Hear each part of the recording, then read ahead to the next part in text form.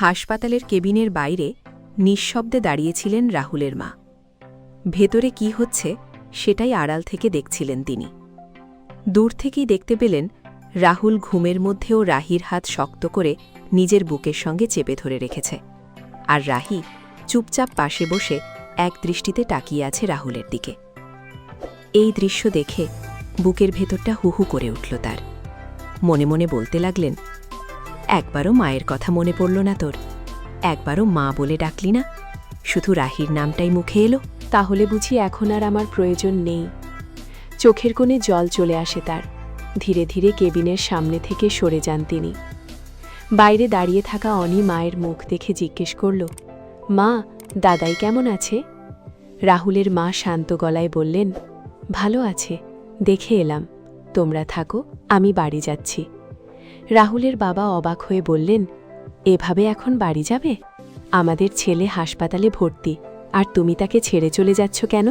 কনকদেবী ভাঙা গলায় বললেন, হ্যাঁ যাচ্ছি, কারণ এখন আর আমাকে দরকার নেই। রাহুলের কষ্ট দূর করার জন্য এখন অন্য কেউ আছে।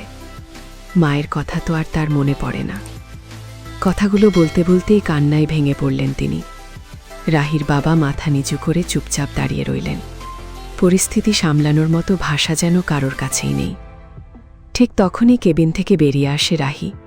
নরম গলায় সে বলে, মা, আপনি ভেতরে যান। কনকদেবী অভিমানী গলায় বললেন, ওহ, এখন বুঝি তোমার অনুমতি নিয়ে আমাকে ছেলের কাছে যেতে হবে? রাহি শান্তভাবে বলল, এভাবে বলবেন না, উনি তো আপনার ছেলে, আপনাকেই খুঁজছে। কনকদেবী তিক্ত হেসে বললেন, দেখলাম তো কার নাম বলছিল। রাহি ধীরে ধীরে বলল, রাহুল আমার নাম নিয়েছে ঠিকই, কিন্তু শুধু আমাকে ধন্যবাদ জানানোর জন্য। এই শিক্ষাটাও তো সে আপনার কাছ থেকেই পেয়েছে। আপনি কি নিজের ছেলেকে চেনেন না? আর এখন তো ঘুমিয়ে আছে। ঘুম ভাঙলেই প্রথমে আপনাকেই খুঁজবে। আপনি যদি তখন পাশে না থাকেন, ওর কষ্ট হবে না? রাহুলের মা চুপ করে কাঁদতে থাকেন। রাহি এগিয়ে এসে তার 2 হাত ধরে বলল, চলুন মা, ভেতরে চলুন। এই দৃশ্য দেখে সবাই অবাক হয়ে যায়। রাহুলের বাবা চোখ মুছতে মুছতে রাহির বাবাকে বললেন, বেআই মশাই, আমি ভুল করিনি। রাহিমাকে আমার বাড়ির বউ করে এনে আমি ঠিক সিদ্ধান্তই নিয়েছিলাম। মেয়েটা সত্যিই এই বাড়ির লক্ষ্মী। আজ থেকে ওর সব দায়িত্ব আমার। আমি কথা দিচ্ছি আর কখনো ওর চোখে জল আসতে দেব না। রাহির বাবা আবেগ ভরা গলায় বললেন, আমি আমার মেয়েকে চিনি রাজীববাবু। ও নিজের কষ্ট কাউকে বুঝতে দেয় না। সব কষ্ট নিজের ভেতরে লুকিয়ে রেখে অন্যের মুখে হাসি ফোটায়। আজও দেখলেন তো কি সুন্দরভাবে পরিস্থিতিটা সামলে দিল।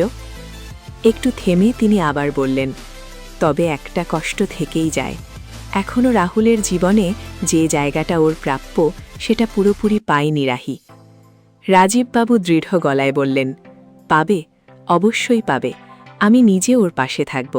আমার রাহিমা এই বাড়িরই লক্ষ্মী। দূরে দাঁড়িয়ে সব শুনছিল অনি। তার চোখও ভিজে ওঠে। এদিকে কেবিনের ভেতরে রাহুলের মা এসে ছেলের পাশে বসেন, মাথায় হাত বুলিয়ে দিতে থাকেন। রাহি একটু দূরে দাঁড়িয়েছিল, কিন্তু তার শরীর তখনও জ্বরে কাঁপছিল। কনকদেবী সেটা বুঝতে পেরে বললেন, ওখানে দাঁড়িয়ে আছো কেন? গিয়ে বসো। রাহি ধীরে ধীরে গিয়ে সোফায় বসে পড়ে। কিছুক্ষণ পর ক্লান্তিতে ঢুলে যেতে থাকে। তখন কনকদেবী নিজেই গিয়ে তার পাশে বসেন। অজান্তেই রাহি মাথা রেখে দেয় তার কাঁধে। মায়ের মতো করেই তিনি রাহিকে জড়িয়ে নেন, যেন মেয়েটা একটু শান্তি পায়। দূরে দাঁড়িয়ে সবটা দেখছিল লাক্স আর মেমো।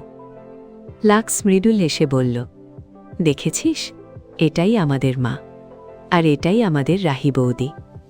এদের সম্পর্ক ঠিক হবেই। অন্যদিকে তিতলি তখন রাগে নিজের ঘরের সবকিছু ভাঙচুর করছে। চোখে আগুন নিয়ে সে বলল, না, কিছুতেই রাহুল আর দিদিভাইকে এক হতে দেব না। রাহুল শুধু আমারই হবে। আয়নার সামনে দাঁড়িয়ে সে বিড়বিড় করে বলতে লাগল, ভেবেছিলাম এবার রাহুল মারা যাবে, কিন্তু না, ওই রাহি আবার ওকে বাঁচিয়ে আনল। কিছুতেই ওদের সুখে থাকতে দেব না। এরপর একটা কালো চাদর গায়ে জড়িয়ে দ্রুত বেরিয়ে পড়ে তিতলি। বাইরে তখন ঝড় বৃষ্টি অনেকটাই থেমে গেছে। রাস্তা দিয়ে হাঁটতে হাঁটতে সে মনে মনে ভাবছিল, যেভাবেই হোক হাসপাতালে পৌঁছাতে হবে। রাহুলকে সব মনে করাতে হবে ও আমাকে ভালোবাসতো, এখনও ভালোবাসে। হাসপাতালের বাইরে বসেছিলেন রাজীববাবু। হঠাৎ কালো চাদরে মোড়া একজনকে দেখে তার সন্দেহ হয়। তিনি কড়া গলায় বললেন, দাঁড়াও, কে ওখানে? তিতলি থেমে যায়। ঠিক তখনই তিতলির বাবাও সেখানে এসে চাদরটা সরিয়ে দেন। মেয়ের মুখ দেখে সবাই ক্ষেপে ওঠে। রাজীববাবু রাগে বললেন, এখানে কেন এসেছ? বেরিয়ে যাও। তিতলির বাবা লজ্জায় মাথা নিচু করে বললেন, তিতলি, তুই আবার এখানে কেন এসেছিস? আর কত অপমান করবি আমাদের? তিতলি কান্নার অভিনয় করে বলল, আমি শুধু একবার রাহুলকে দেখতে এসেছি বাবা।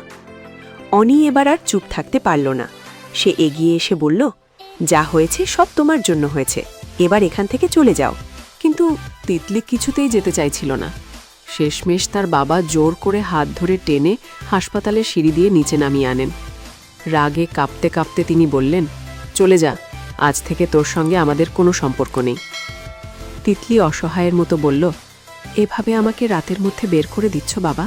আমি কোথায় যাব? তার বাবা কঠিন গলায় বললেন, সেটা আমি জানি না, কিন্তু তুই এখান থেকে চলে যা।